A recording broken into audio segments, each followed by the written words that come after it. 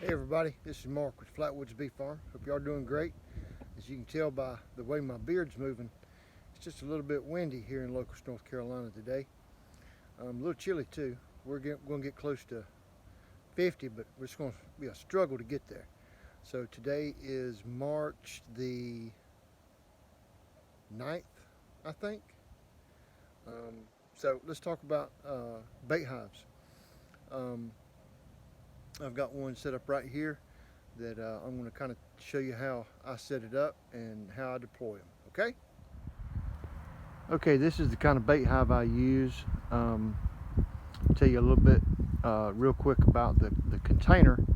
As you can tell, it's painted black. The reason it's painted black is because when I hang this thing in a tree, I don't want it to be too obvious what it is. So the people who have new shotguns, new rifles don't use it for target practice. So I like them painted black. All right, another quick thing about the container. Studies show that the inside volume of 40 liters is optimal to a swarm. When a swarm hits the air and they go looking for a cavity inside of a tree, 40 liters of space is what they want to try to find, and that's what this box is. It's 40 liters of volume inside that box, and that's what the bees like. Okay, the entrance, as you can tell, is small, and that would mimic a hole in a tree. They like about 3 inches, and that's what that is. So let's look inside of it, and I'll show you how I set it up. Okay, one thing you definitely never want to do when you hang a bait hive in a tree is to hang it with no frames in it. If you do and a swarm moves into it, you're going to have a big problem. They'll build comb in there every which way but loose. So I always put frames in mine,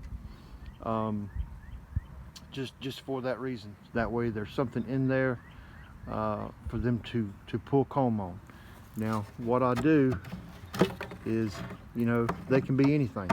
Old frames that's got old comb on it, because always remember, the smell of bees attracts bees. And right dead in the middle, if I can get it out, I'll put a frame just pretty much pulled. And what that does, that gives them a straight line to pull off of. Okay, that's just old comb.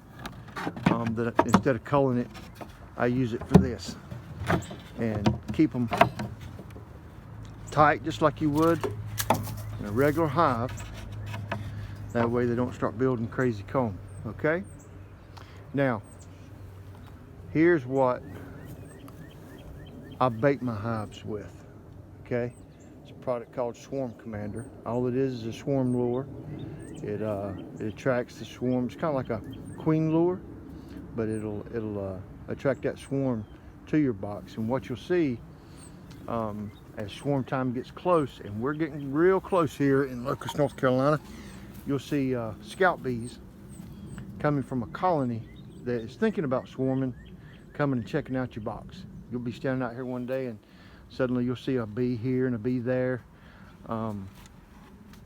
checking it out, and that's all they're doing, is they're scouting an area for a swarm in case that colony decides to swarm.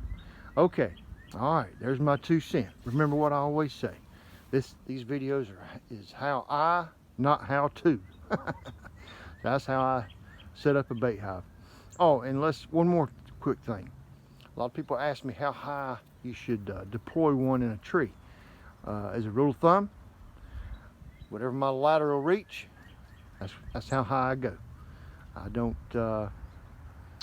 try to get them 15, 20, or 30 feet off the ground. That's just asking for Mark to get hurt. So whatever I can reach from the ground or off of my ladder is as high as I go. So if you got any more questions about bait hives, just leave them in the comments. And as always, please like, share, and please subscribe to the channel. We're trying to reach 300 subscribers. It's not to monetize the channel. I got a goal that I'm trying to reach, something I'm trying to do. And once we reach 300, I'll tell you what Mark's got up his sleeve. Okay? All right, I hope y'all are having a great day. I know I am.